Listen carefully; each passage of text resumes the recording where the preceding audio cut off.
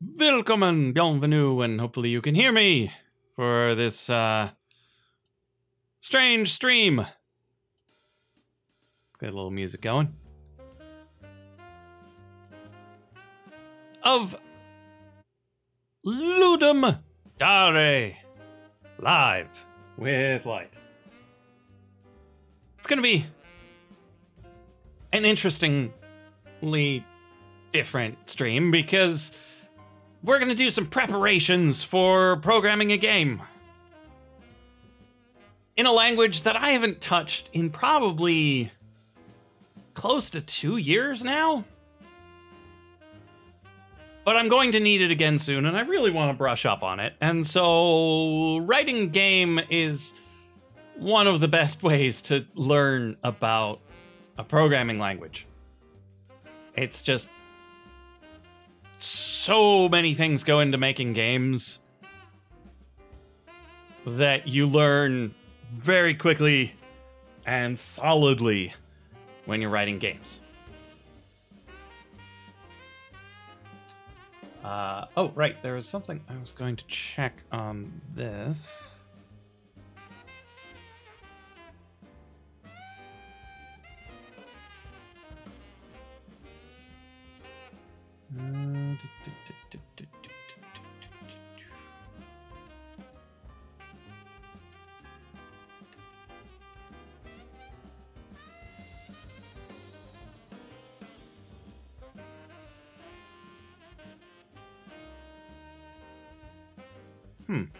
Oddly enough, doesn't seem to be where I would expect it to be, so we asked the internet.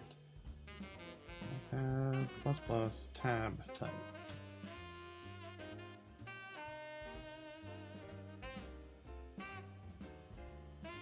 Language.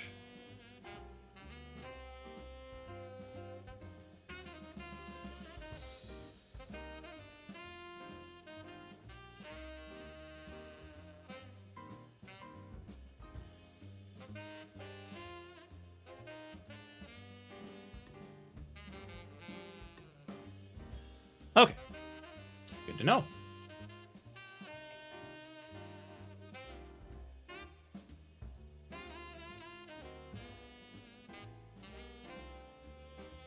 Brilliant! So, any of you who don't know, Ludum Dare is a triannual? Yes, it's 3 times a year. It's every 4 months, where you take 48 or 72 hours to write a game from scratch, based on a theme that is voted on by the community. And so, at 9 o'clock tonight, roughly, they will reveal the theme. And then everyone goes, "That's a terrible theme," and then start coding furiously. I am not going to start coding furiously at 9. At 9, I'm going to sit here with you folk and ponder the theme and what sort of super duper ultra simple game we would be able to make from it. Because 72 hours is not a lot, and I'm old. So I'm not going to be pulling all-nighters. I'm not going to be working for 24 hours straight. I'm going to work for 4 hours, have a meal. Work for 4 more hours, have another meal. Maybe work for 4 hours and then get some sleep. Because, yeah, old. When I was a kid, I totally would have stayed up for a long time, but I'm not sure that would really benefit you in this because a lot of it is background processing in your mind where you just need to find what it is that you really want to do and figure out how to get it done in the time period, because that's not a lot of time. Let me double check that we are in fact live on all of the various services, because I know we are live on Mixer. We seem to be good on the YouTubes. And Twitch is playing a commercial. Great.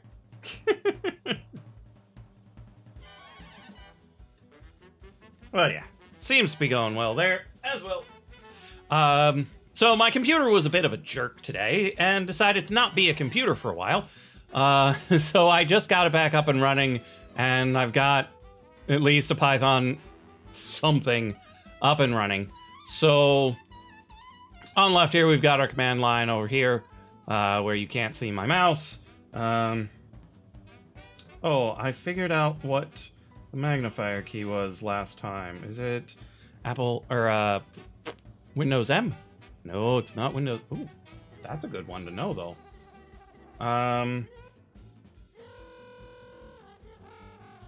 Windows Plus. Okay, so magnifier, we can magnify things.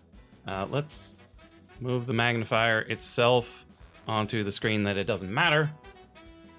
Okay, so now we can actually zoom in on things for you. And then I think it's Windows Escape to turn it off. Yeah! Fantastic. So we got a little bit of functional code over on the side. And so if we go Python test.py, it'll say hello and it'll make a little window. It's green. It is not resizable because we didn't tell it to be. It's green because we did tell it that right here. We use pygame.event.get such that it doesn't think it's not responding. So that's basically it accepting input of various types. Normally, you'd put that in a loop and then run over all the various things that you're getting from it. But we're just making a thing that runs right now because that is way more than my computer was doing moments ago. Oh, right. Ping the Discord. Always forget to ping the Discord. That's why I need to write something. It just pings the Discord for me.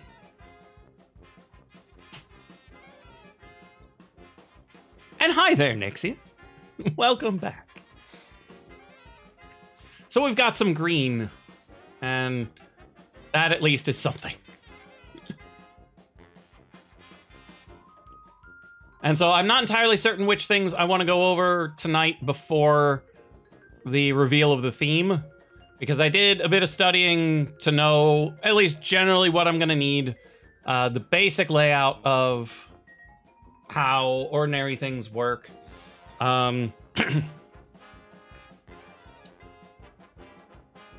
There is one thing, though, that I did want to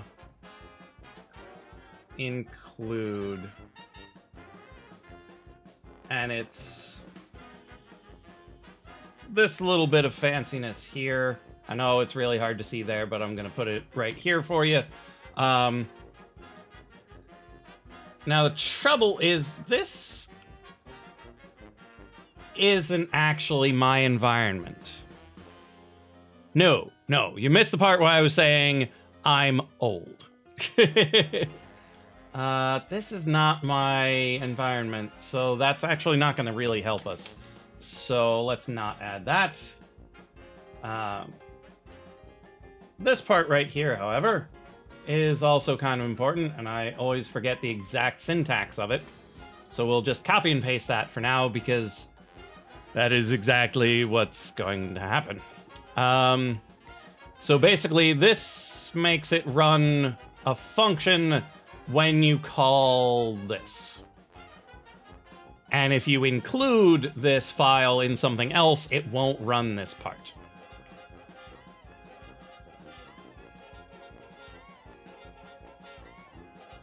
And so we would define ourselves a function, call it main, because we're secretly C++ people. And so if we save it and... Oh, right, we should probably close the old one. Oh, well, that's a problem. We don't respond to the quit message. It's good to know. Oh, okay, so Control-C over here. No. Well, that's problematic. Great way to start. We can always kill the process. Supposing we can find it.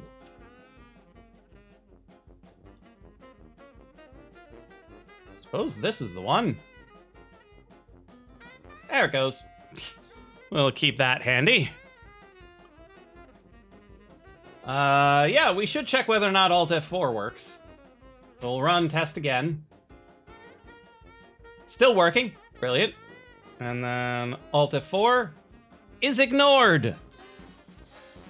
Yeah, it ignores all the input that it prevents it from bubbling up.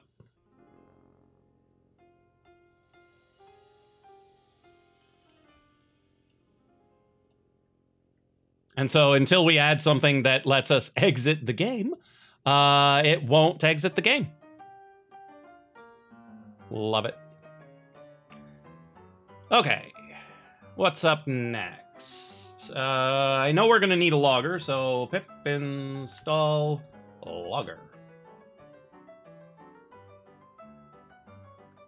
What else do we need? I'm not sure we need anything else. Pygame does a lot of the heavy lifting.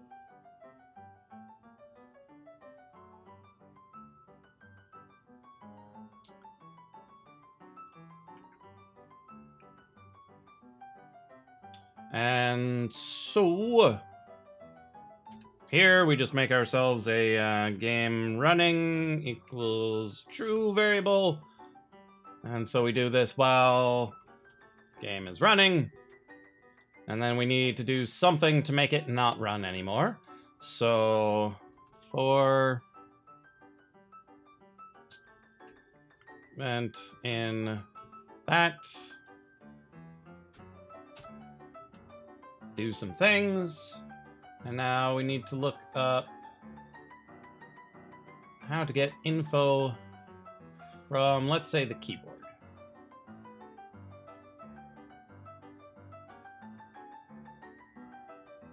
I'm not sure that's really what we need. Let's look up the definition of that event thingy. So we get the event.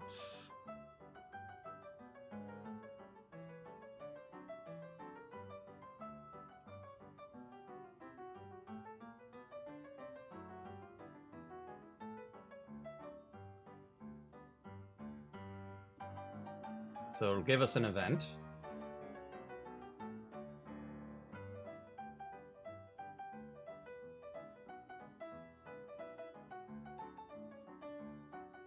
Yep, but I need more information here, folks. I need to know what I can get from an event. Probably be better served by looking at people's examples.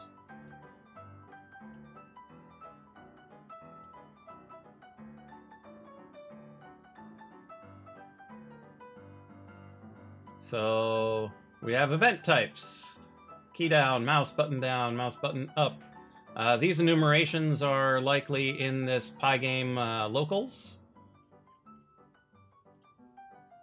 So this right here should be enough for us to be able to actually quit the game.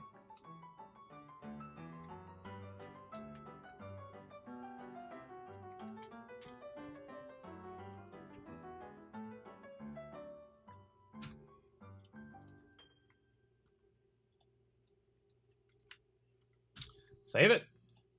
Run it. Oh no! Inconsistent use of tabs or spaces.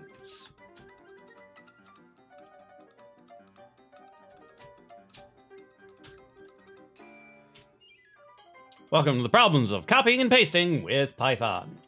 Okay, so we have a thing. It doesn't lock up anymore, and we can close it! Ha ha ha ha! Victory is ours. I know, it's a small victory, but it's a victory. We just started.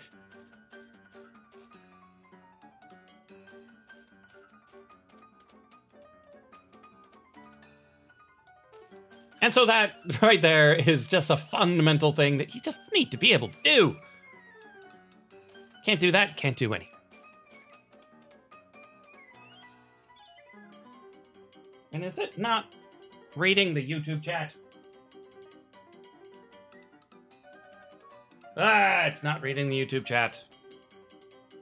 Can't be having these problems.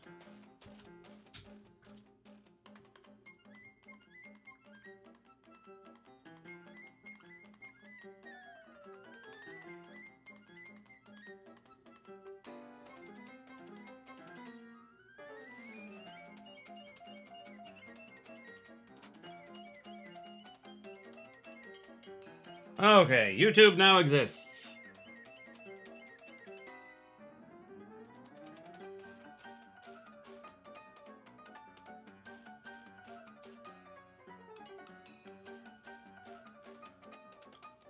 Yes, my Lightbot has an adorable little interface. It is super adorable, mostly non-functional. Someday it'll be a real thing. Someday. But that day is not today. Today we're working on game. By working on game, I just mean getting the absolute fundamentals of it's not an absolute piece of garbage.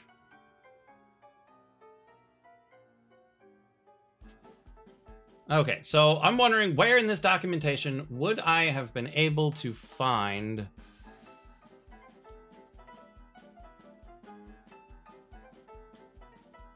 the documentation of these events? Because I really don't see any actual documentation. Doing all right, Temp. I had a swath of free time and an event that I've been meaning to do for years. Figured I should get started. And a very good reason, because I will likely need Python in the not too distant future. Oh, here's the documentation. I should have just kept reading.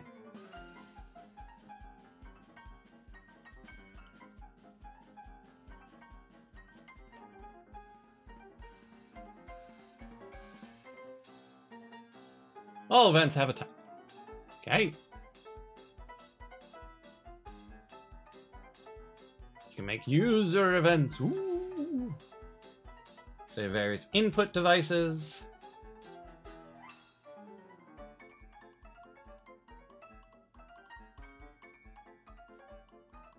Ah, you can access them directly using fancy shenanigans.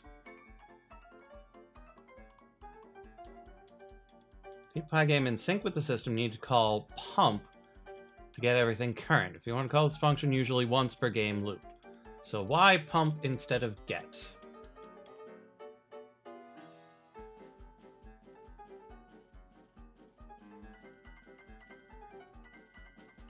Ah, okay. So if you're using the keys and keyboards straight away, you just pump it to keep it from locking up. Watching two streams at once, somewhat confusing. Well, yeah. But depending on which stream, it might be okay. Oh, I probably don't want to just listen to Cuphead for the next 24 hours. I might need to find additional music, but I don't know if we should just sit in silence. Okay, so we've got these types of events. Ah, Diablo 2 stream. Nice.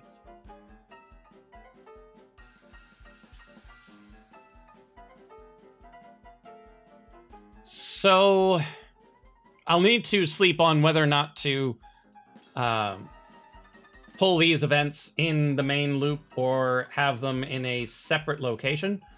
Separate location is more likely what's going to happen, where we get the information somewhere else where we need it instead of right in the middle. Yeah, Pretzel might actually be the way to go. Not tonight because it's pretty short. But starting tomorrow, we might need to go with Pretzel.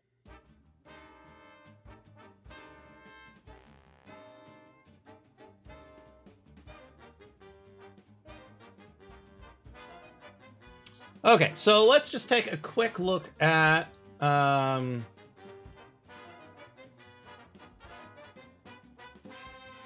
using one of these objects. So let's start with key.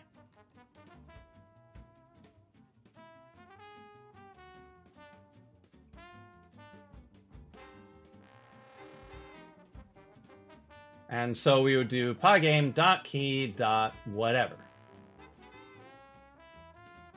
Get the state of all keyboard buttons?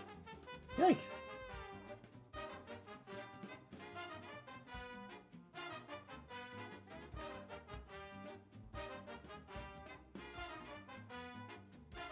And so this would pull...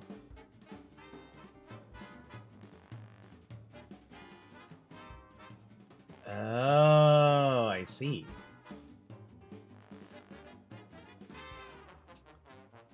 And so in here, we could have something along the lines of if pygame.key.get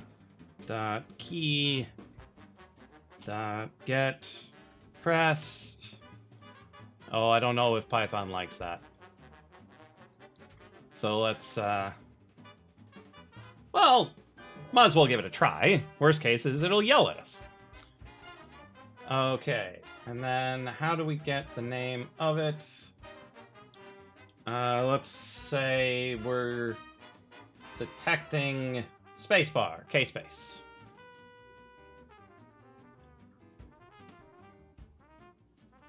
Super silly question. Gonna be 30 FPS or 60? I'll probably make it 60 because people like 60. But I'm gonna make an option in the menu for switching it to 30. Okay, so if that, then this. Man, it's been a long time. Well, let's go with else. Change the color to that. Save.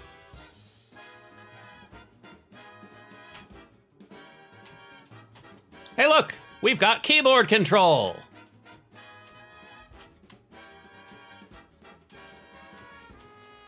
Photosensitivity warning. Sorry.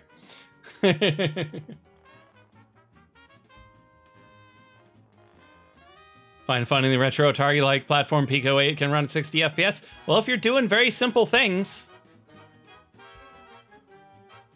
you don't need a whole lot to run at 60 FPS. Okay, so keyboard. Functional. Okay. Okay, so let's look into joystick.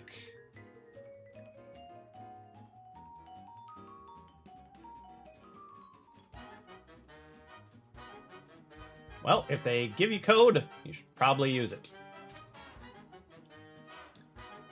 Okay, so we initialize Pygame, open up the thing, set up the clock, then we'll set up the joysticks.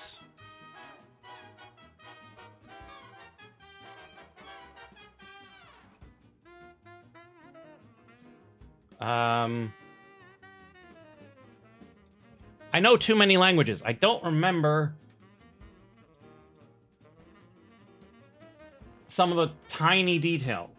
Python count. Do you use count? Do you use len? Do you use the number sign? That is not the count I want. Python length of list.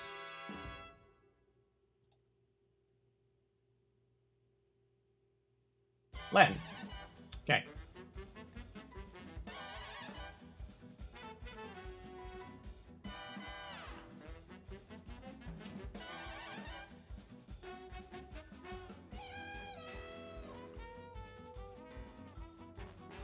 Retro style platform.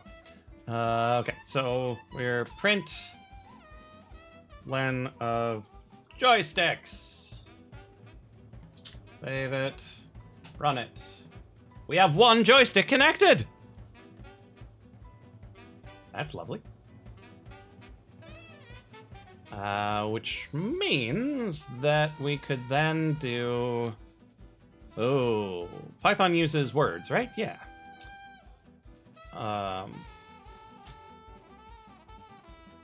Or pygame dot joystick dot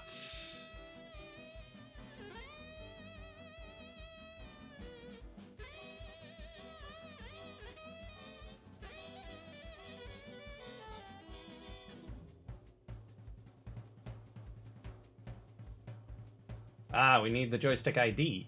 We're not using pygame.joystick. We are using joysticks sub 0 because Python is good and starts at 0. And then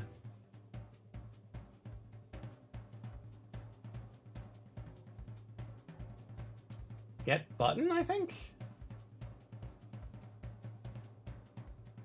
Yeah. Get button. But which button? Button, who's got the button?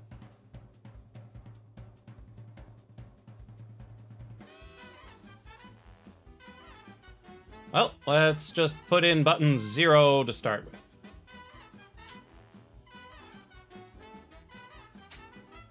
Oh no, invalid syntax. It doesn't like the line break.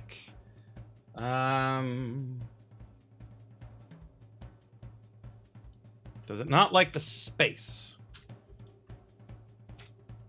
Nope. Doesn't like it. Okay. Python if line break.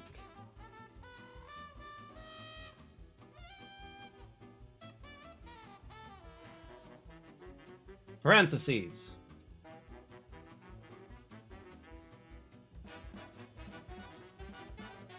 Python likes parentheses when you break lines.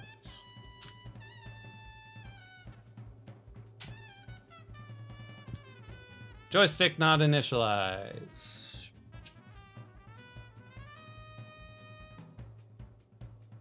But I did that up here.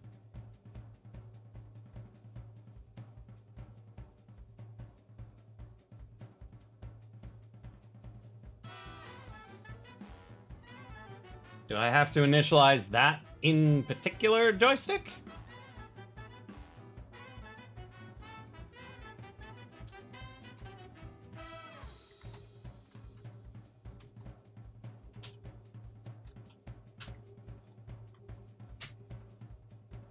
Apparently I do. Hey there, Pie Guy! Why so picky, Python? Why so picky? Okay, it's not that button. Hey! It's the square button. I really need to change that such that it's less obnoxious. Yeah, that's good.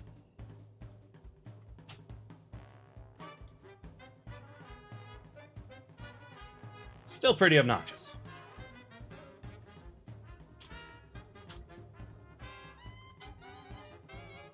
There we go. Just a little bit of flash. So space works, square button works. What about Murphy's Law?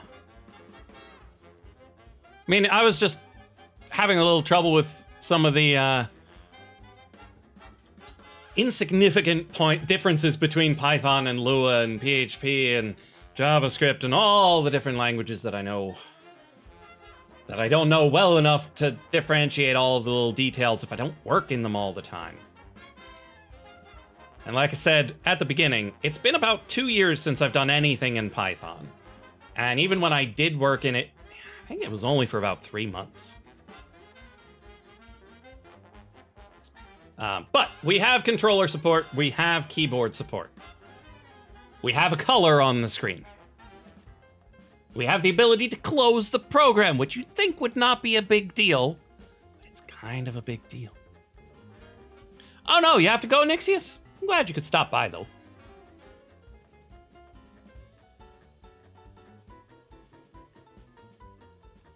Okay, so is there anything else that I really need to make sure I can do? Well, learn 6502 assembler for Ludum Dare 42. Go for it. You got 4 months. Okay. So we'll grab this. We will find an image. We need some sort of picture. Where do I have all my pictures?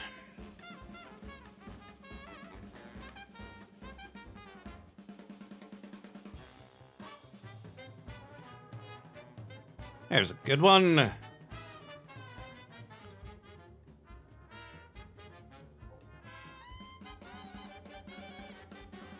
Oh, yeah, no, I didn't pick Python because I was very familiar with it.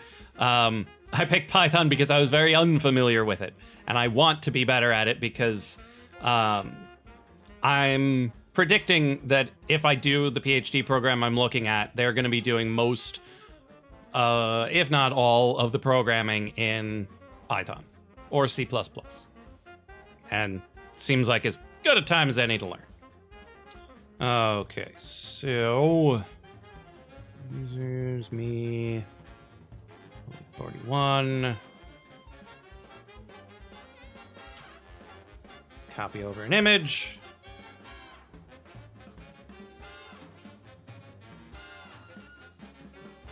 Going to be a game that saves any form of player info. Don't know. It all depends on what type of game I make and what the theme is, because it might be that it lends itself well to a stateless game that you sit down and play and it never remembers anything, but that's very rare. So for the most part, we will need to save files, but I won't know until it's running, or until we know what the game is, whether or not I want to use XML or just pickle it, because Python and pickle make saving things pretty darn easy. Right, so images. We need an image. Hey, look, image. Image load. So you save it onto a surface, then you blit the surface onto your surface. Okay. So we might as well start making our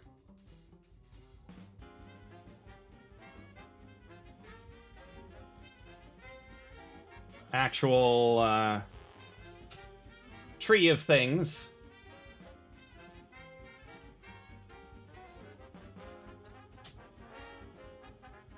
Bonk.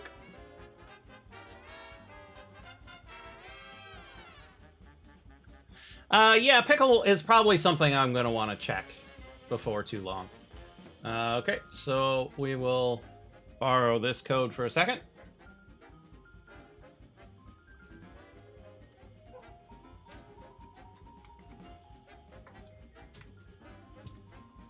Okay, pygame.image.load. Oh, we did not import OS.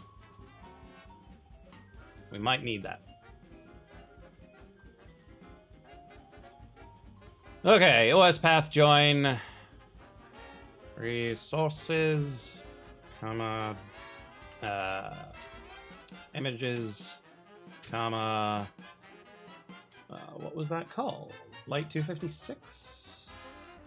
Yeah. Save. Sound or music test. Yeah, we might need to do that too. Okay, so save. Alright, it's still running. Go away! We want to run you again.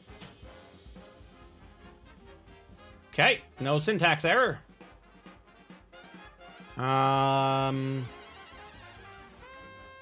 we blit it. And we'll blit it at like 50-50.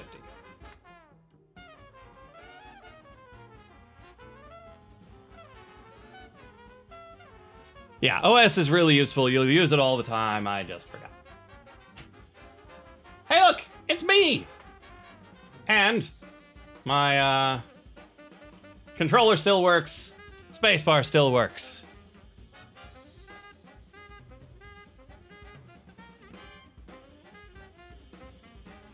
So that's good.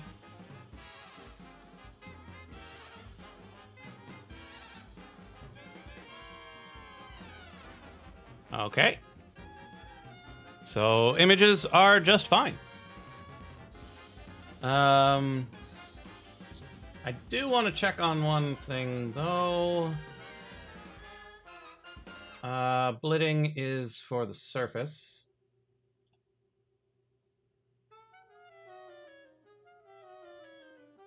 Okay, so let's try to blit only part of it.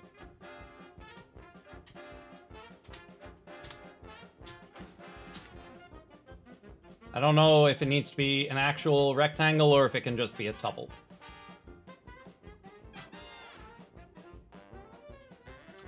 Invalid rect style argument. So we need a rectangle. How do we make a rectangle?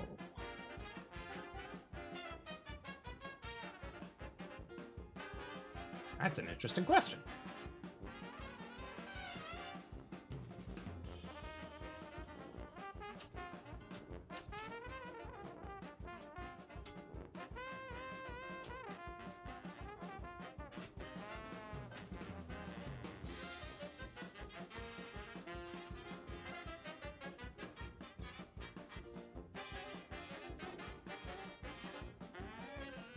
It's erect.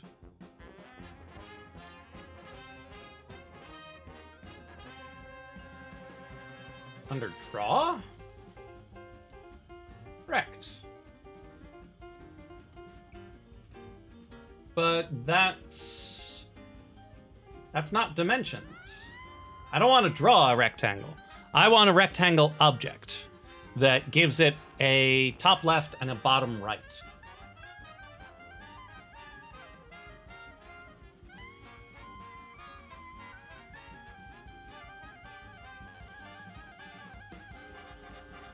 Here it is, rect. Left top with height or left top with height.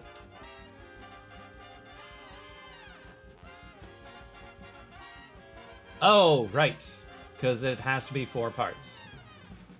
Okay, so rect. 100, 100. Save.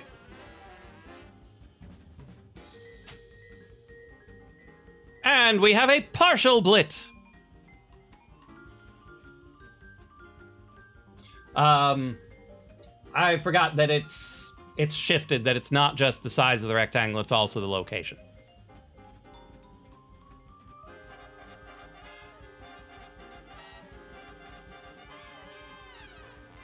Okay, so we have a partial blit as well. This is going to be really helpful for sprite maps, where we make one image with a bunch of sprites on it, and then we use this ability to animate them. And then you can just programmatically shift the rectangle to the right to do the animation.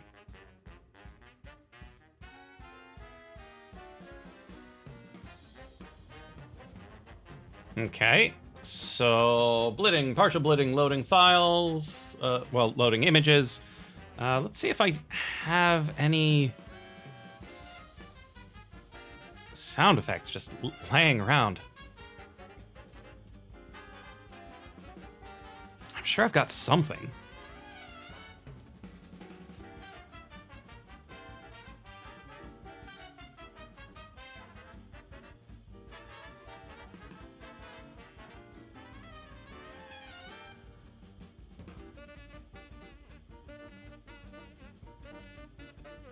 We've got the Jill. Thought I had Gamelon on here too. I guess I just have the Jill.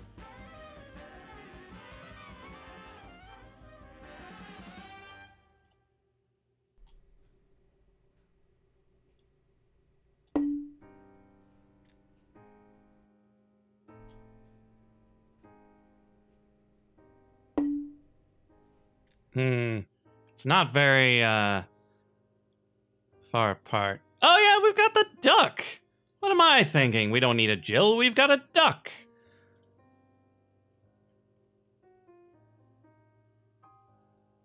And the duck lives in Lightbot, which is over here. Sorry for it not being on the screen. It's just easier for me to see over to this side. Okay, there's the duck. Where's my other... Oh, I brought it out there. That's why.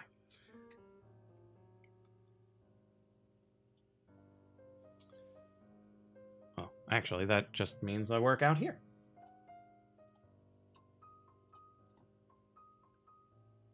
New folder. Sounds.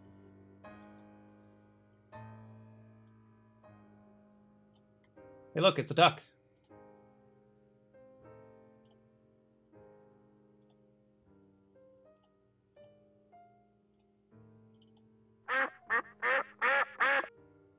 Oh, it's a very long duck quack. What about this one? They're pretty much the same.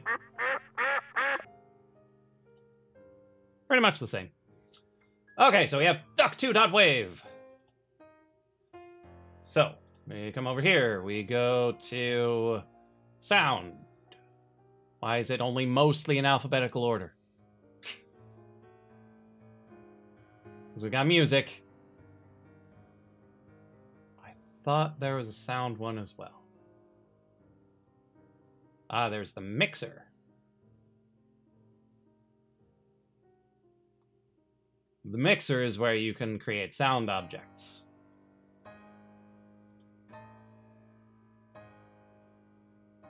Okay. So come in here. We go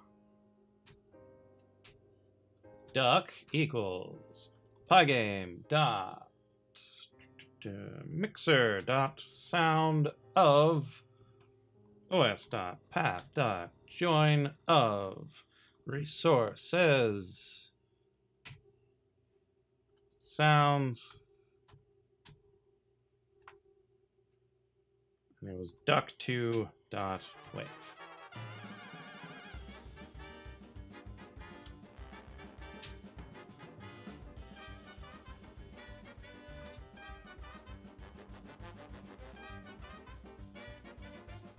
Have a good one, Mac. Thanks for stopping by.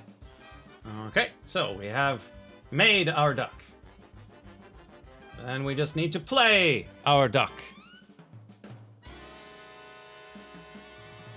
Twitch app just crashed.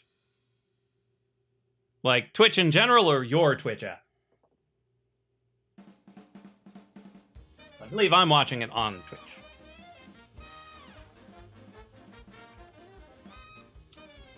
Okay, so play.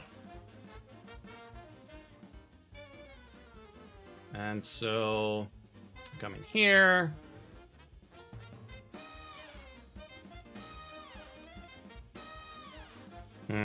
Ah, your Twitch app. I see.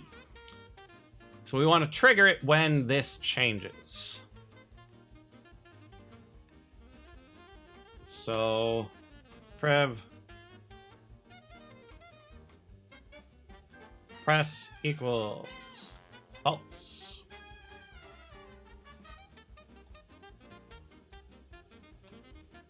If prev press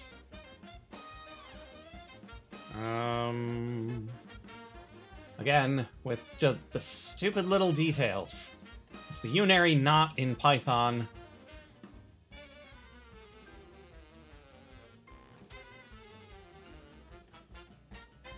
The exclamation point?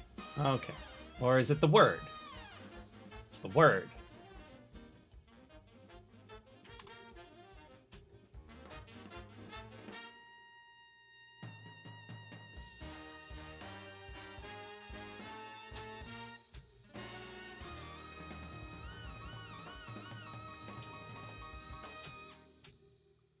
Okay, and then duck dot play.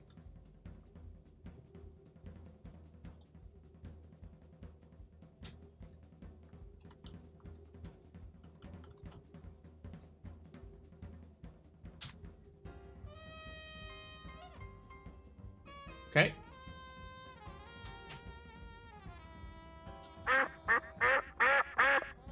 We have a duck! We've got a gaggle of them! Oh no, your Twitch app crashed again, no!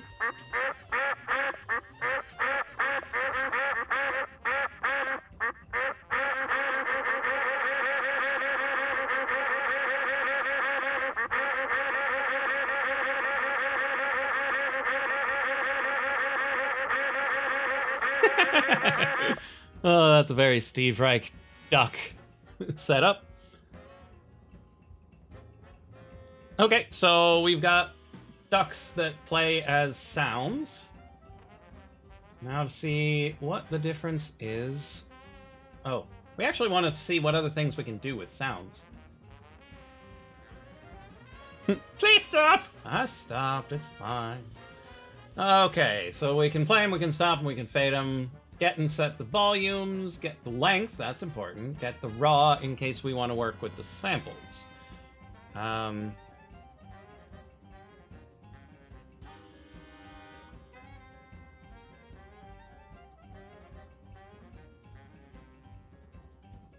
Sending events when something stops could be important.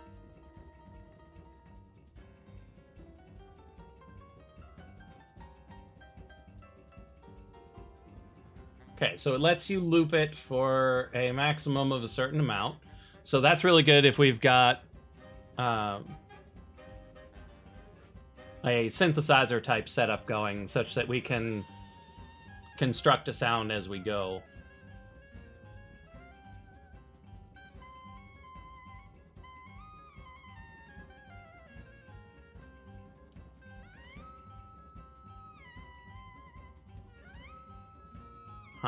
So we can have it send events. And then we can set a custom event type, and then we can catch it when it happens. So that's neat.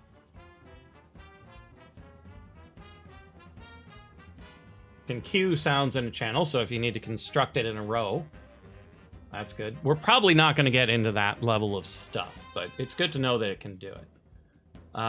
The big, huge problem that I'm seeing is that we can't pan it. We can't pan the audio.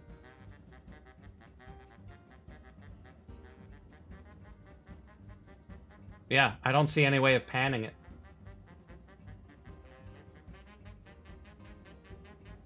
That's really bad.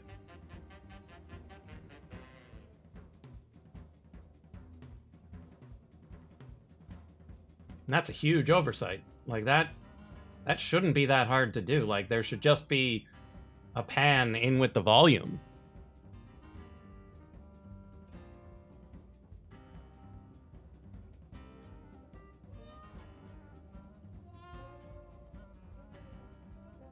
I also don't see how to turn it. Oh, I suppose if... Okay, so we can give it a buffer. Which means if we get the raw...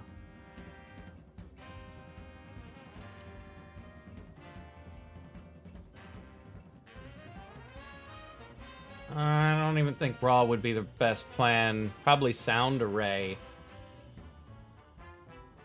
Okay, so we could send it into a sound array, use NumPy to do the panning, and then send it back. Ugh. Seems like it'll be more work than I would like, but it is what it is. We'll see if that's important. But not being able to pan things is, to my sensibilities, unforgivable. Oh yeah, let's check music.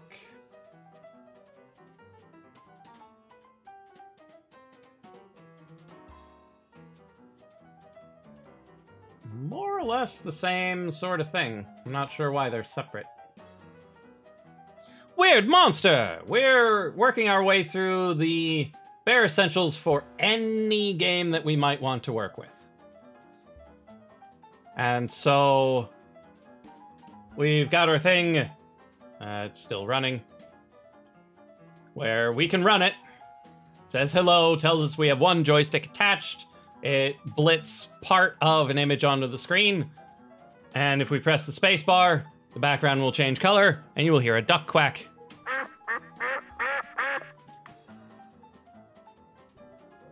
And I can also do that on my PS4 controller.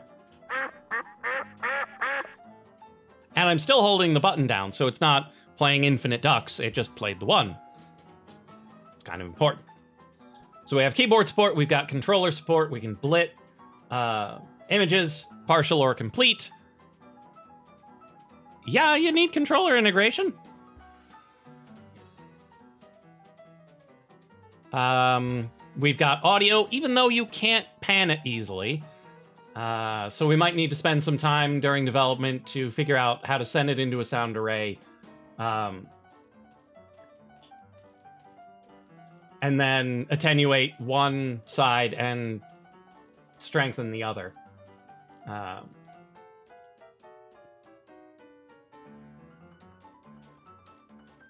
So, Wake, how's it going? In this, controller support was surprisingly easy. I will need to do a little bit of fiddling for multiple controller support. But it does support multiple controllers. I'm not sure if I can explain that, Wake. It's not there. Normally it's just there. Well, no, there was an Isaac stream not too long ago. It should have saved the VOD. I'll have to take a look. YouTube is weird sometimes. But here, we're doing some more programming, so this might be able to hold you over, and there's going to be probably 24 hours worth of programming.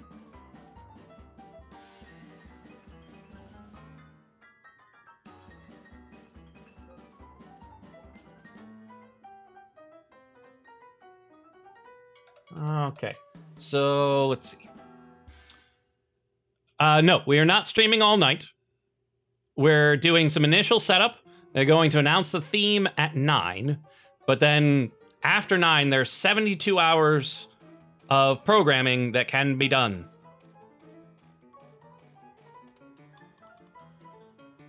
But I'm old, so I'm going to go to sleep and think about the topic, think about what sort of game I can make. I'll wake up, have a nice breakfast, and then I'll probably start streaming around 8 until noon, then take an hour for lunch, and then from 1 to 5, take an hour for dinner, and then from 6 to 10.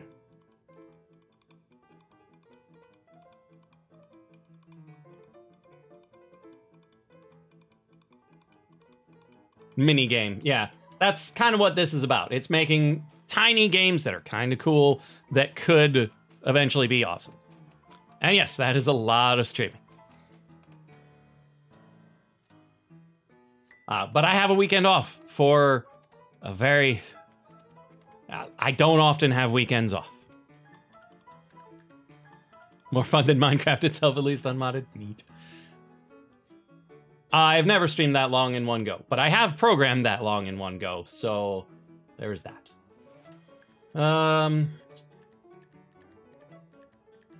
So I'm thinking next we should do file support. Yeah, I think file support might be next. I don't know the longest that I've ever streamed. I don't really pay attention. Yeah, I think it's time to learn about files. So, Python pickle.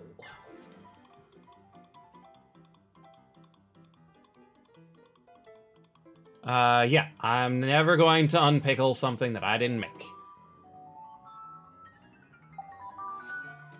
Hey look, my normal stream would normally be over. Any chance you'll learn something by watching this? It's entirely feasible. I mean, there's a bunch of code right here, and I can tell you what any of it does if you want to know.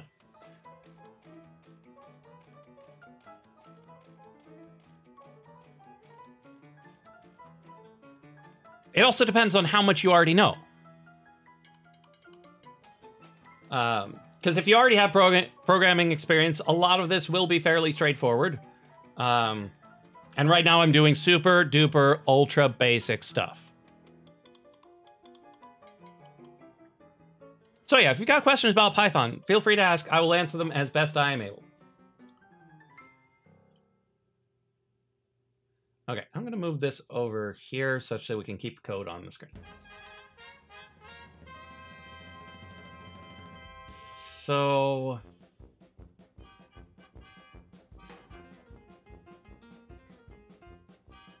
file object.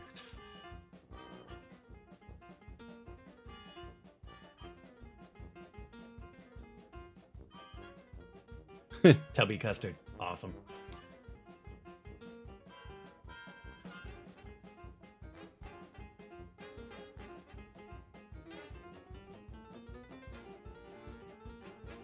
Okay, so let's check out file object.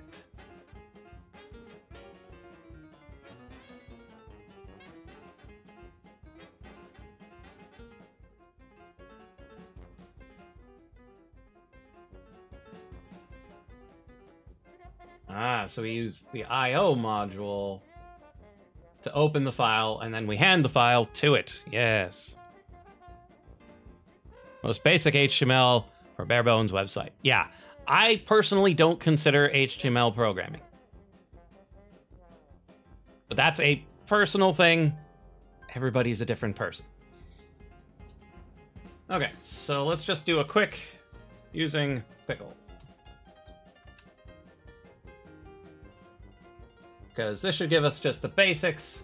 You import pickle, io.open, then you have the type, reading, writing, binary, or otherwise. And it's not that it's simple, it's that it doesn't have logic and rerouting. It's always top down. It expresses things in a way that people aren't accustomed to, but it doesn't do what programs do.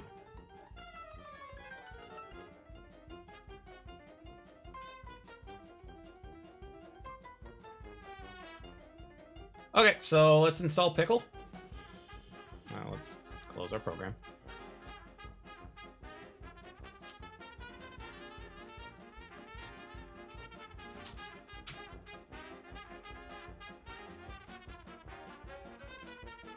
No matching distribution found for pickle? What?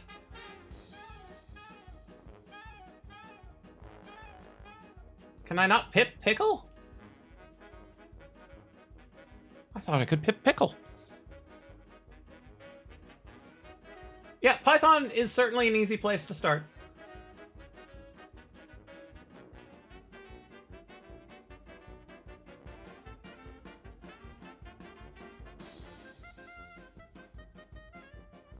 Well, I guess I have to look up how to install pickle.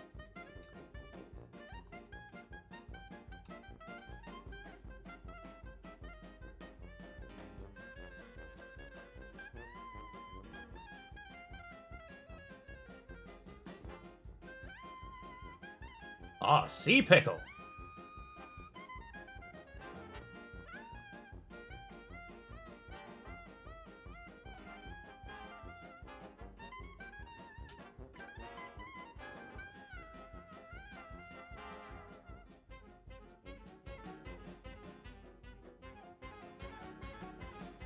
So can I just import sea pickle? Let's find out. Let's do it after Pygame. Import sea pickle.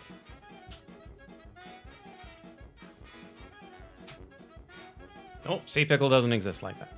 What version of Python am I using? It's 3.6.5.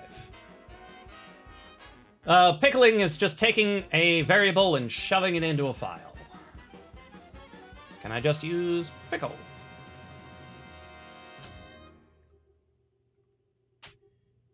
Hey, I can just use pickle. Brilliant. I'm also going to need IO.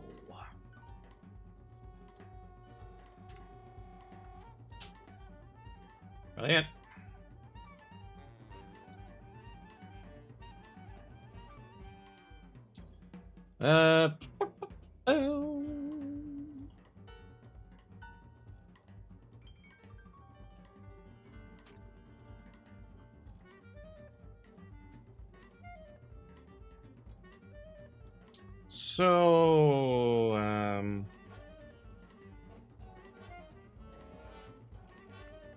Equals io dot open of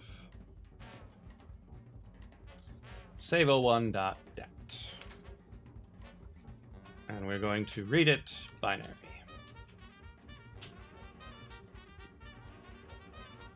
Can't be bothered to update. I just installed it because my machine had been, you know, dead for a while. So I've got the most recent from the website. Okay, so that actually, we'll call this save data file. And then actual save data equals, and then how did we unpickle things again? Pickle load file.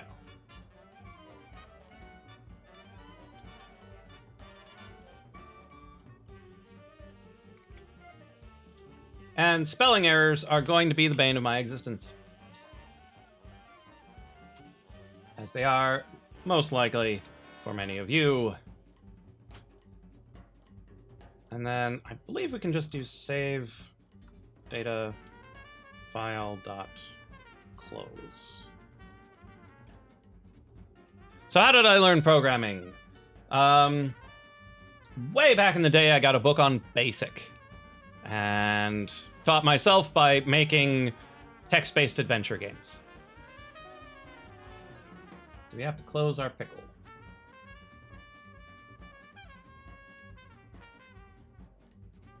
Don't think we have to. I think we just open the file, load the file, close the file.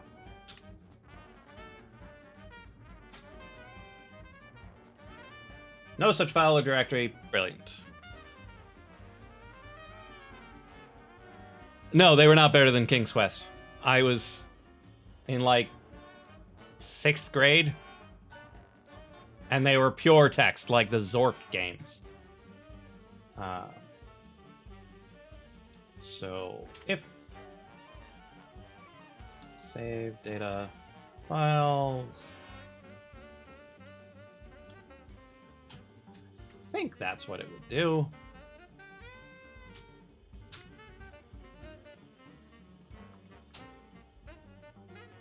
Oh, right. It won't even try to open a file if it doesn't exist.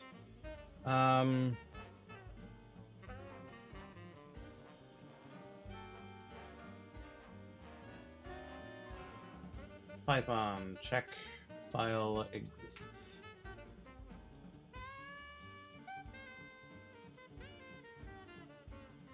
os.path.isFile.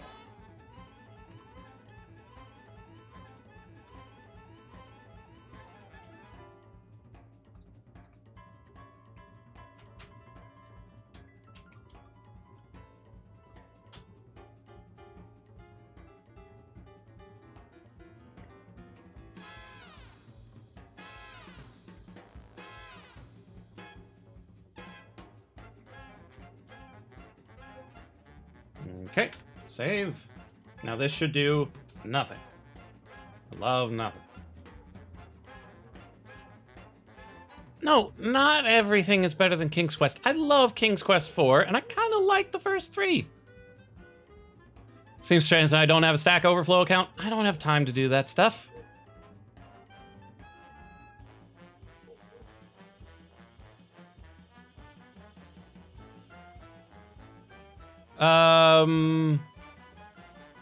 Do you mean for reading the data from the file? I anticipate my game needing vast amounts of highly structured data. And even if it doesn't, I want to know how to deal with vast amounts of highly structured data.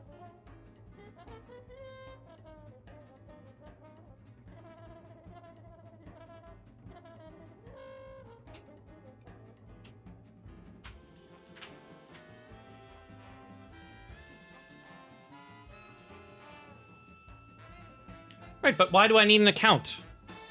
I'm not going to make comments. I'm not going to reply to people. I'm not going to ask questions.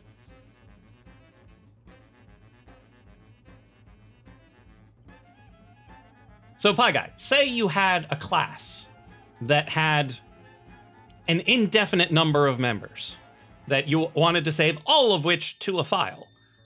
Can read and write do that without extra code for everything that you might be trying to read and write from that class?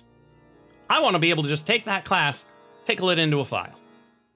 And then when I want to get it back, just pickle it back out.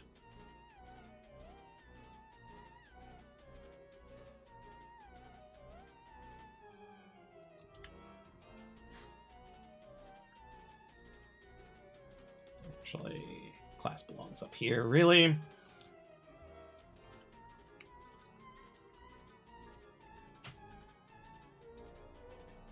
What even is pickle? Okay, so what I'm going to have is a save data object that has things in it like health, mana, level,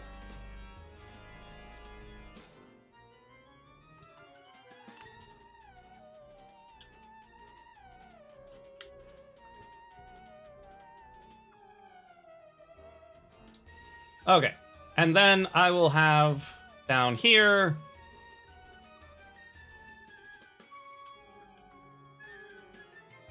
that, and then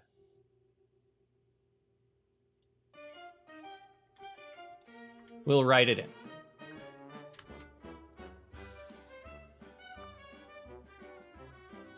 Probably pickle.save, but we don't really know. Pickle! Where'd you go, Pickle? No, it's dump. It's a dump that it's taking. What do we dump first? We dump first.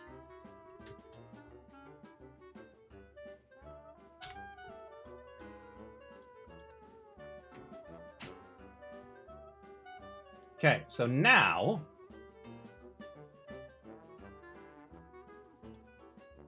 we have save01.dat.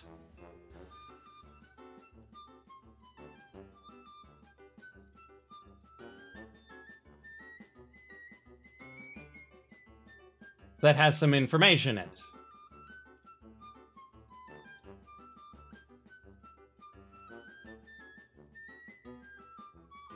And so now, if we come here, print save data dot mana.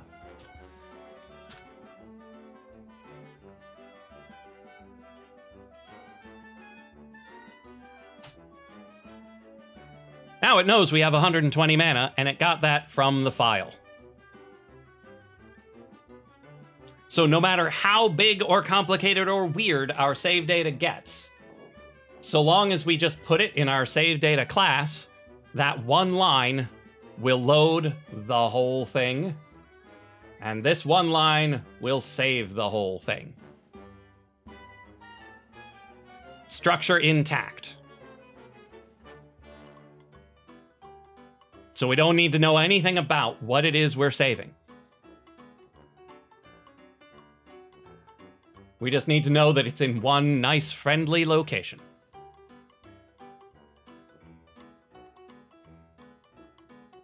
And so we can quickly and easily save and load with no muss, no fuss. No matter what we change, it'll work great. Now, there is a small problem with if it tries to load it and we expect it to have something it doesn't have yet. It could cause trouble. So we're going to need to have something that will update our save file whenever we make changes to the game itself. But it makes short work of saving the information. And you'll notice in the file,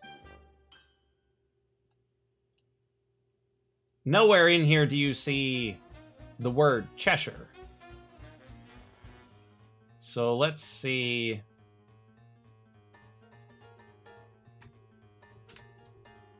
Make sure that they did. Yogurt, what are you doing? I don't even have Steam running. Steam is always running. Friends list. Get off the screen. Offline! Okay, so now if we run it again, it knows the town name because it was stored in binary in that file. So it didn't look like the word Cheshire because it compressed it down to a nice, reasonable size.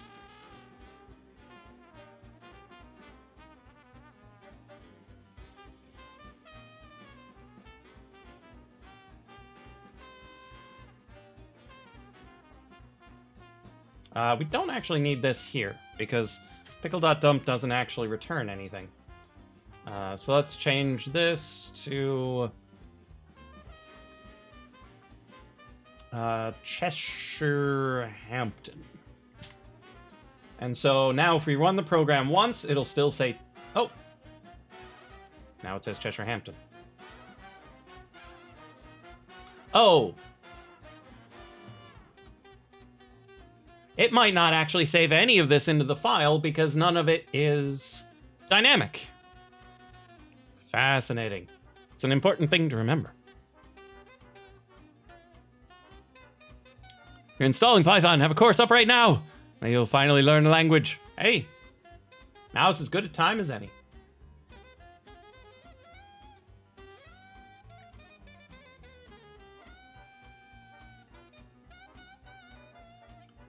But that's what this here is for. It's to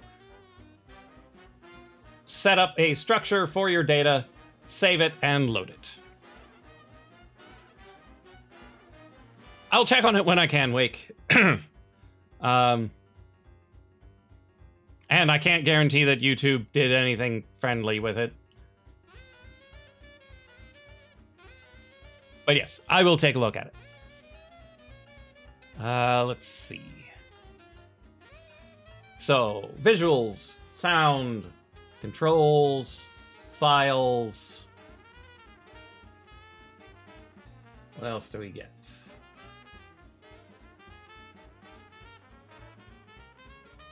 All right, fonts.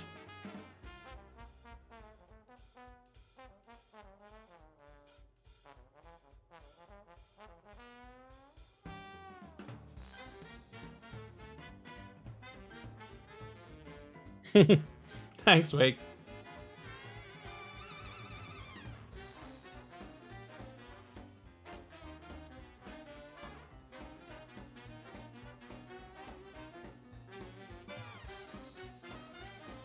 Huh. It's interesting.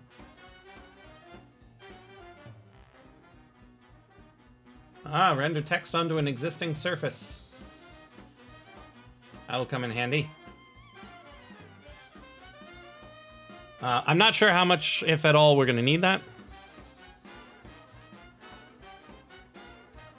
So wait, what did installing Python do for you? Have a help section now, but like, what else? So one of the things that you can do is just type in the word Python, and it'll open up a little thing that looks like this. Let me zoom in on it for you. So you've got this. Now, from that view, you can just type in commands. And so, if you wanted to do something, now to remember Pythonese for these various things, for I in range 1 to 10.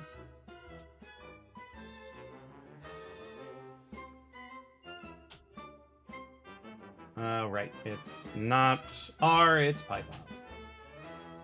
And then what do? Print I. Expected indentation. Unexpected indent. Right, so we do this.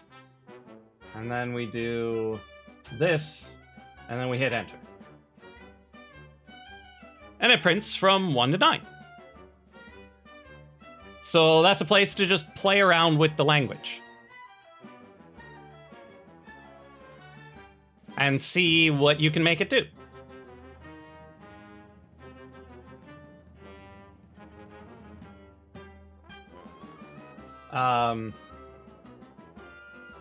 Yeah. I never really use that.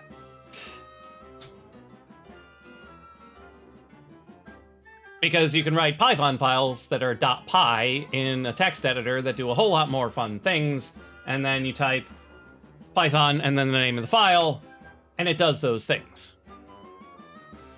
In general, you're also going to want to have a virtual environment set up such that your current version doesn't mess with all the other things that you do.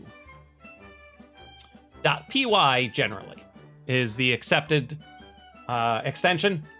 It's not mandatory, but it's suggested. So we'll cross the font bridge when we come to it. We might not need it. Because games generally should stand language free, because it's a real problem trying to get all of the languages across, and sometimes games are not for people who can read yet. We've got the clock here for determining the frame rate. Let's check the math area, because I do like math. Okay, so they've got 2D vectors, 3D vectors, swizzling. I don't know that term.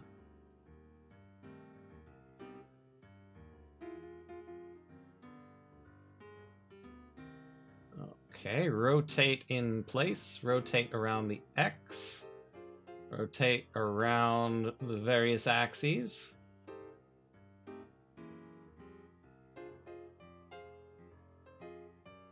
Angle to a given vector in degrees. Does this all work in degrees? Seems to. Well, you can't have a comprehensive tutorial in Python. There's just too much of it. It's hard to have a comprehensive tutorial in anything. You saw how many episodes I made of the Binding of Isaac API? Still didn't cover the whole thing.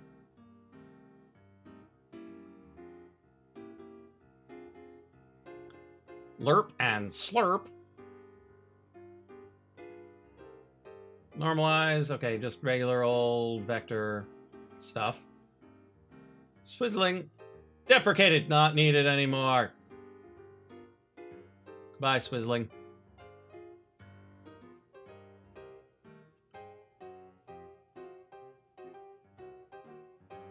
Oh, you can also change them to spherical. That's really, potentially handy. Probably not for us. We're unlikely to do anything in actual 3D space, but it's neat.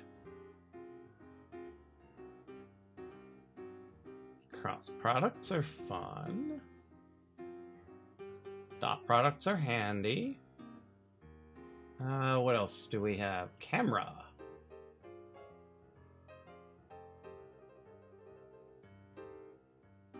Experimental might disappear. Understood.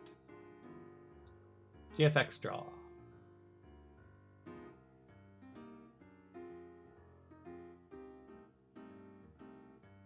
Ooh, Bezier curves. Experimental may change or disappear. So try to avoid that whenever possible. Let's check draw. Anti-aliased lines, regular lines, arcs, ellipses, circles, polygons, and rectangles. Sure.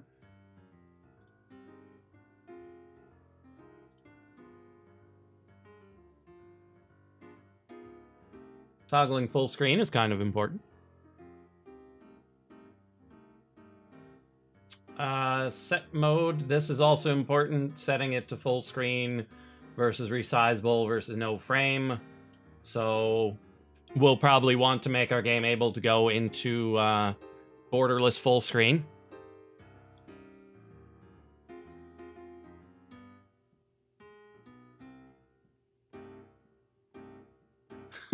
One was clearly inferior to 2. 3 has yet to demonstrate that it is, in fact, objectively better than 2. And you've got so many people that have written so much code in 2 that doesn't work in 3 that they just hold on to it for dear life. I don't blame them. That's a lot of code.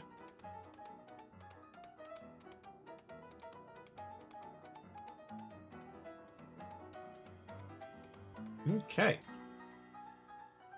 So let's check time. We got our clock. Really create an event on the event queue. That could be handy. Oh, yes, there's definitely more than that. I don't know any of it off the top of my head because I'm not a serious Python user.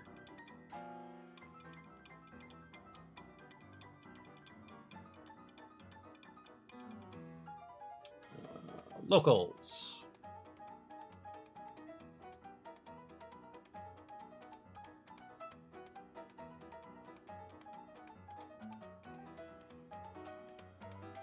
Detailed descriptions, documentation. Oh, so they're in the areas where they're necessary.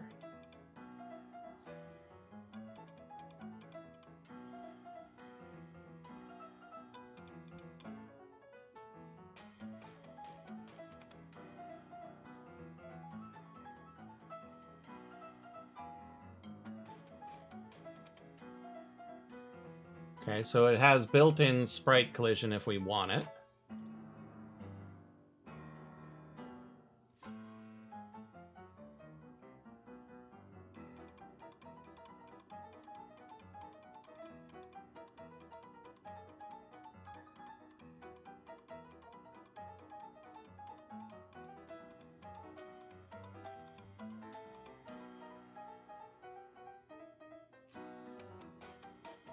Okay, so what is this group shenanigan?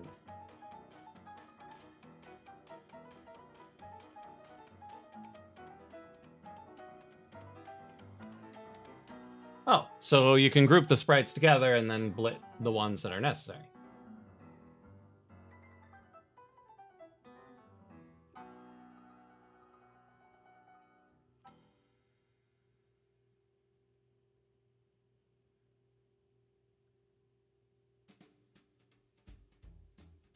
Add another string text to a print command by putting text plus text, but why not just put them in the same set of parentheses?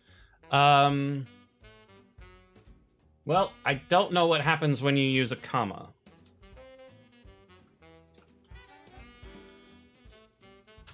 So let's see what this does. It's fine. There is no particular need to use a plus as opposed to a comma. However, in Python 2, print... Oh, thanks, Mixer. Print wasn't a function. And I should probably stop talking because Mixer is dead. Hold on, hold on. Welcome back, Mixer! Mixer died there for a second, weird monster. Sorry about that.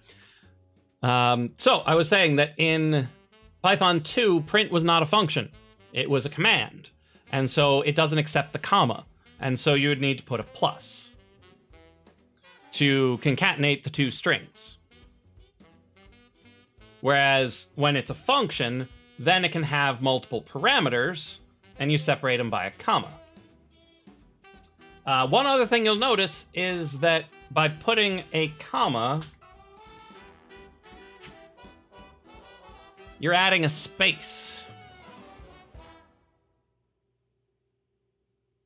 between the two things, which might not be what you want. And so you'll want to concatenate them. But it's 9 o'clock. It's ldjam.com, I think.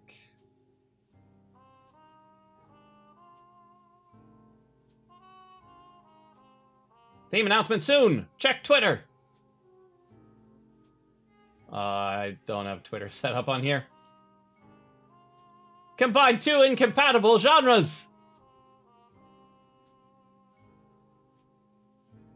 How did I know that was what people were gonna do?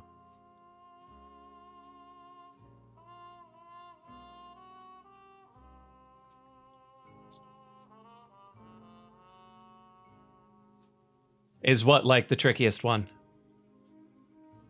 Oh, the theme? I don't know. What were the other...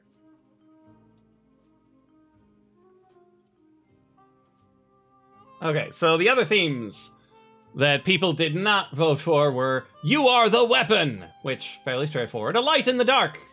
I was kind of hoping for that one. Keep Growing. Yeah, fine. 3 Rules. I liked that one. Shelter. Unusual Magic. I love Unusual Magic.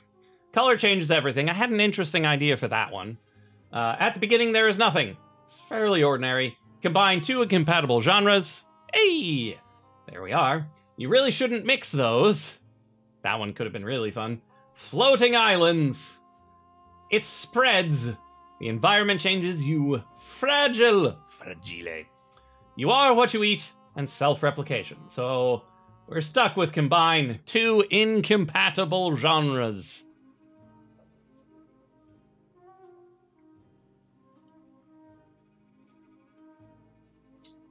See what people have to say about it.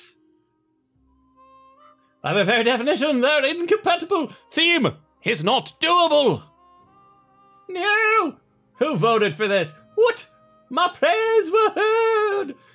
There you go, Sebastian Stanke. Turn-based idle clicker, here I come. Wow, that's the worst one. Worst possible one, as always. Come on, people, you know people are trolls.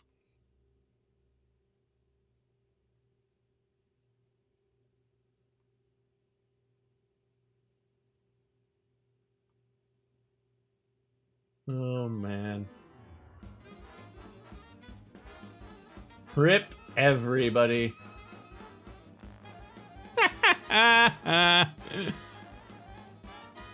Yeah, you're not supposed to know which two genres you're going to choose right away.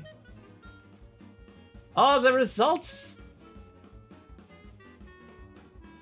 So on the right are positives, on the left are negatives.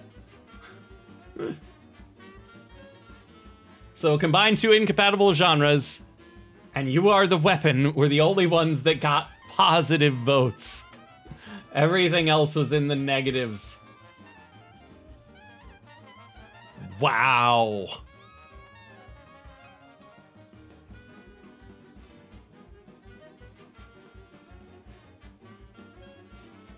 Okay, so apparently everybody did want pickles in their peanut butter. I think they voted against You Are What You Eat because the temptation to make a Kirby game was just too high.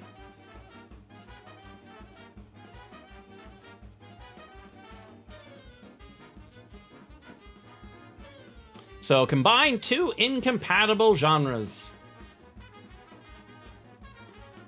Fascinating.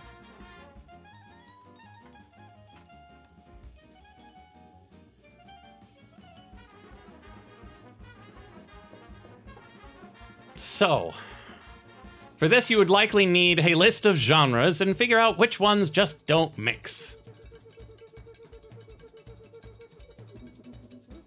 Well, the problem is the developers are the ones who voted on this stuff. Because to be able to vote, you have to have an account on the site where you sign up to be a dev for this thing. So yeah, it's a bunch of people trolling everybody else. Or the silent majority, granted, slight majority, were like, you know, that sounds pretty fun. Because I know I've played a turn-based racing game.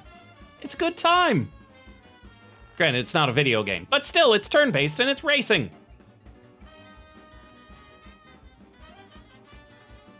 So, incompatible genres.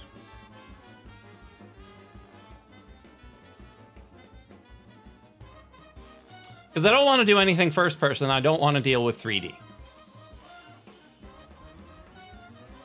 But the problem is, what 2D genres are actually incompatible?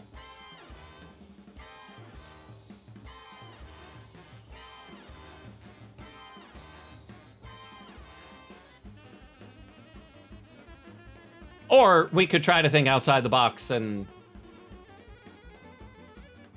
like, actually come up with an inventive way of approaching incompatible genres that isn't just taking two established genres and shoving them together.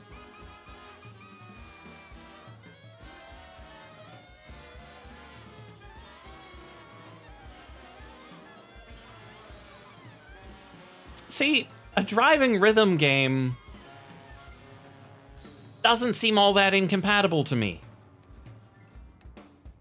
Because in the end, it would still be a rhythm game. I don't know how you get that truly driving part into it. Like, you can have a driving-themed rhythm game, but how do you get the actual driving element into it? So you're welcome to that one. I'm probably not going to do that one. Sugar might love you forever if you did make it, though.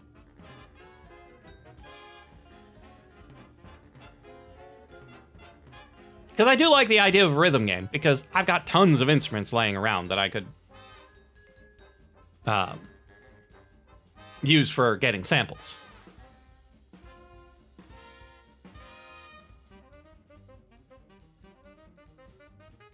Yep, they are tons of fun. But the trouble with the rhythm games is that you need the music, and for something like this, it either needs to be royalty-free or you made it yourself. And that's, if you're gonna make it yourself, that's a lot of composing to do in a very short amount of time. If you even if you've got the infrastructure in place already, just making the music, that's a lot. Now, a rhythm puzzle game? That could be interesting.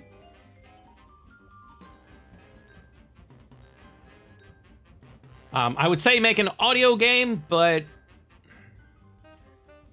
I don't want to cause trouble in the accessibility community.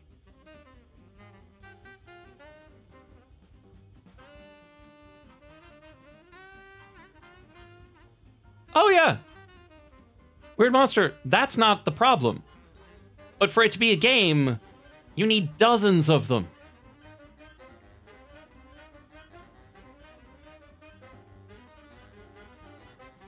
Because writing one piece, not a problem. Writing 4 pieces, probably not a problem. Writing dozens in a weekend? Woo-wee! I'd be better off writing a procedural music generator.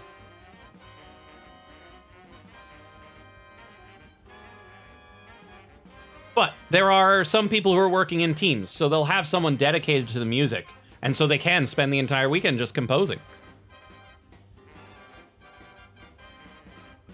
I'm toughing it out myself. I want to see what I'm able to get done.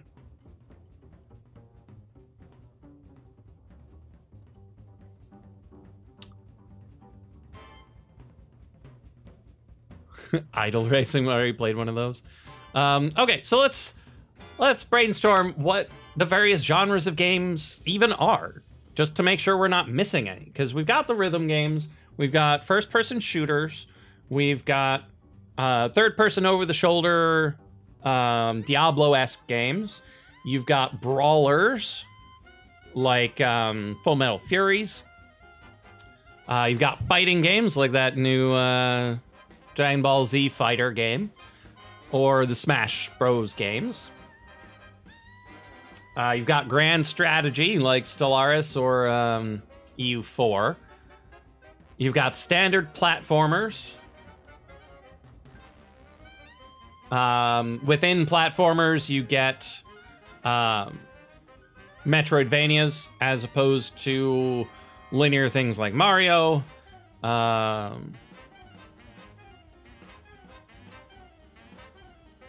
You got Spike games.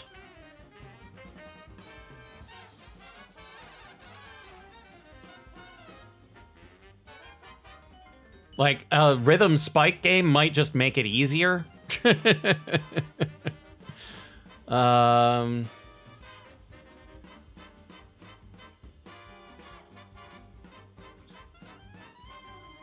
Yeah, I'm not sure designing a grand strategy game over the weekend is the best plan. I haven't played enough of them. I'm not sure what you would call the 2D Zelda games. There are twin-stick shooters. Everybody loves twin-stick shooters.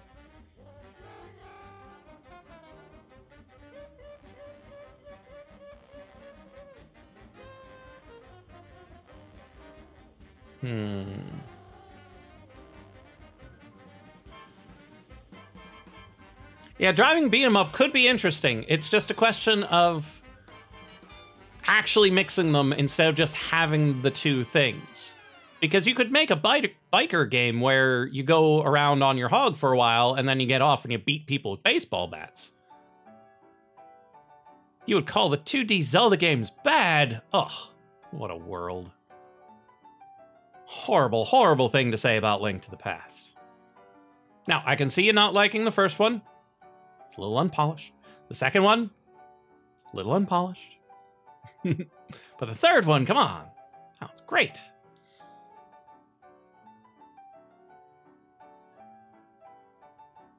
I haven't played the first one in a long time. I need to try that one again soon.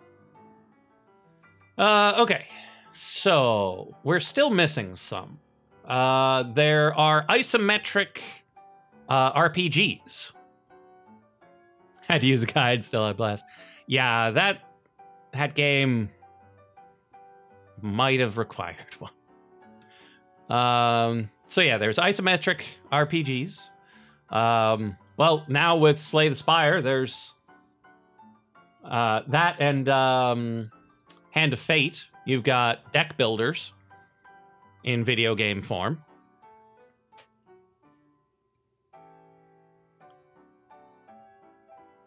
"23 copies of the IGN strategy guide?" Yikes. Oh, there's Run and Gun, like Cuphead, which we're listening to now.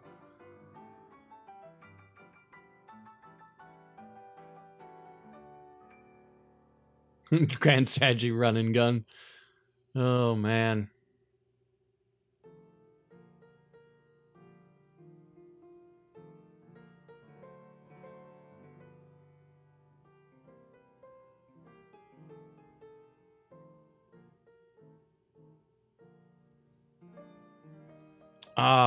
I've got an idea for one, but I just... Oh, good job, OBS and Mixer, for that cliffhanger. Oh, man. And we're back.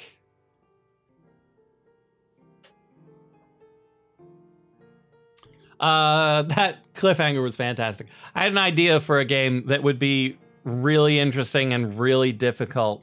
There's no way I can pull it off in a weekend, because it's too many games in one. I have to keep it simple. Because most everyone else will be running on a lot more caffeine and a whole lot less sleep than me.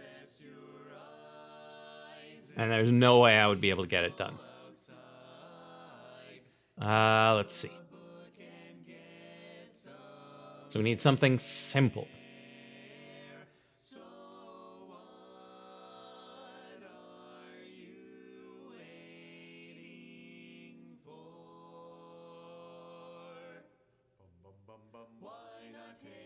And single player. We're not doing multiplayer. No chance.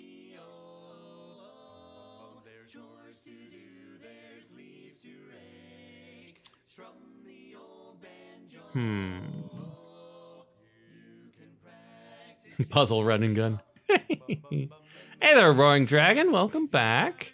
We're in the mulling phase, and apparently we've got 2 mixer chats now. Starting to back up. Let's try that again.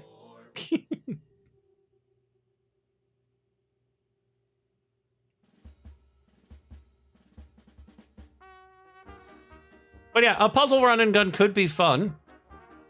It would certainly change the intent of the running and gunning, because you'd have to take your time and avoid the shots while solving puzzles. Approaching 4.5 months since PC dead. Oh no!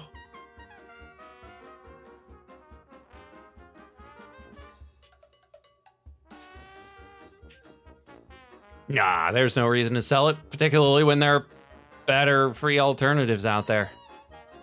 I just make Lightbot for the practice of learning the protocols and whatnot. Again, in a language that I didn't really know.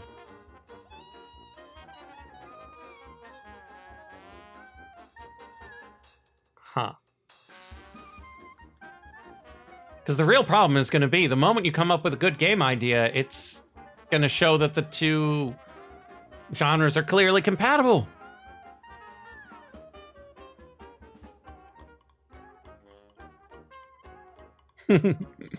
Well, yeah, because, I mean, if I'm going to make it, I'm going to make it a thing that is a thing, not just soulless and empty.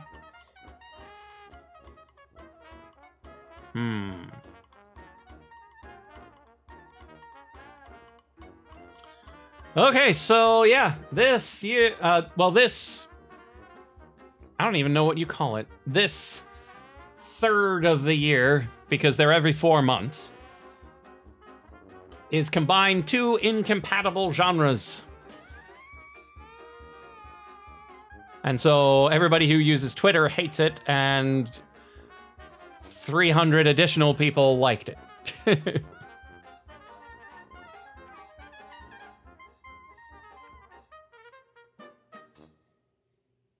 And so we're thinking about genres, thinking about which ones work well, which ones don't, the reasons they work well or don't, and potentially coming up with a way of interpreting that that will be different from how other people interpret it.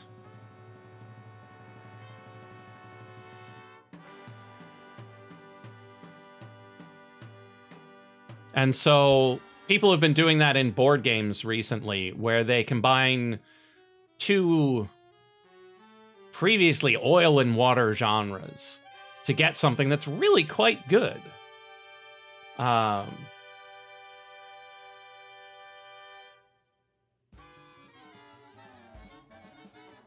And so you end up with deck builder games that are also area control.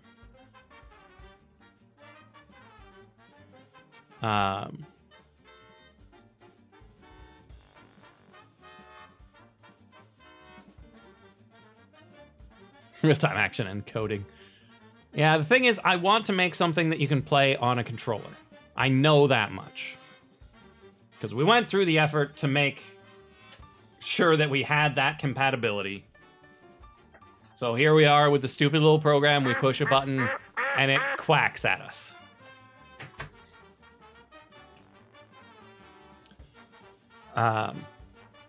So I want to use the controller. So that at least gives us a little bit of focus. I have instruments that I want to use for the music or the sound effects or something. So that might be able to help guide us as well.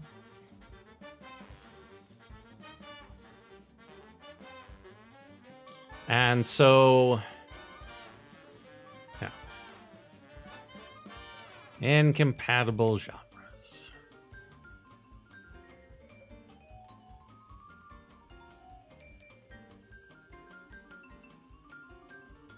And the trouble is, you can't even pick something like a Match 3, because Match 3 is compatible with almost everything.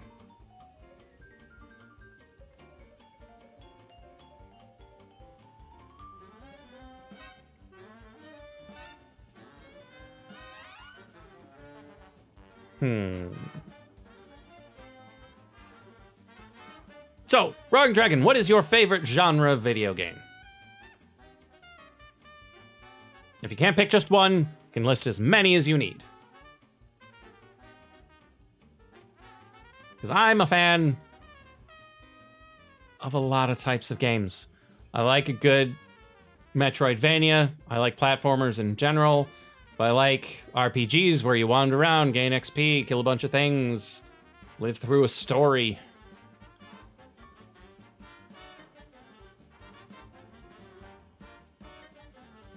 I mean, I suppose you could make an in-joke and have a visual novel that is actually a game.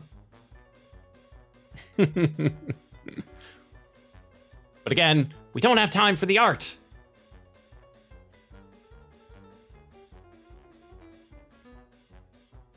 We just don't have time.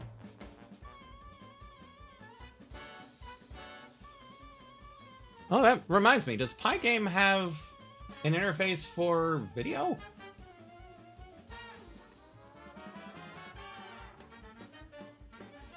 I didn't think I saw actual video.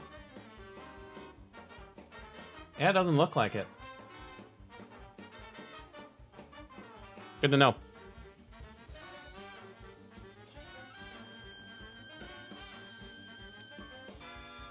Sacklex, Roguelikes, Sandbox, bit of Rocket League. Okay. Sandbox and RPG isn't really that incompatible. Because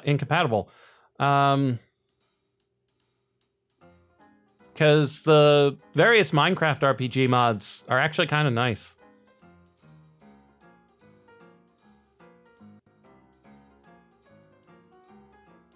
I mean, it'd be really hard to code.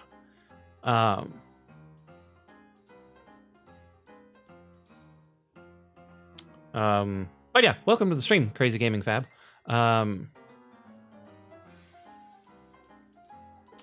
not sure I would call Terraria Sandbox RPG.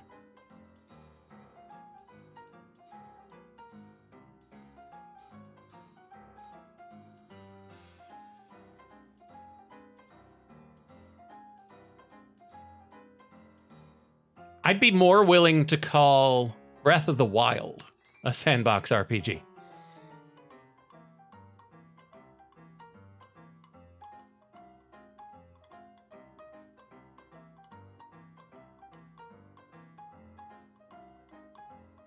Yeah, playing a video like that, no dice on that.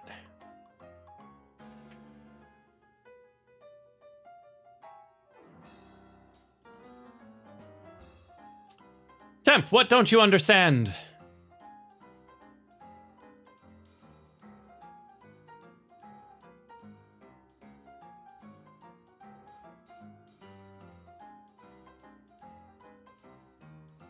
I mean, I suppose making a text-based anything other than adventure would be a trip and a half. Like, just imagine making a text-based platformer. Ugh.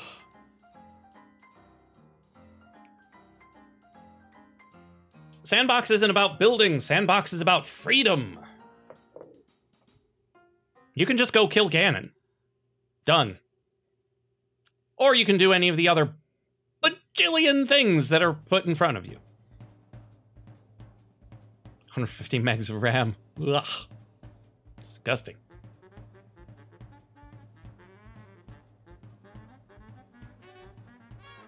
I'm sure Python has something else that would be able to play it, though. Well, no, because Pygame is handling the actual blitting, so you need something that efficiently converts, like, H.264 into the necessary frames. Weird. GTA is a sandbox. I suppose people like the term open world these days, but yeah.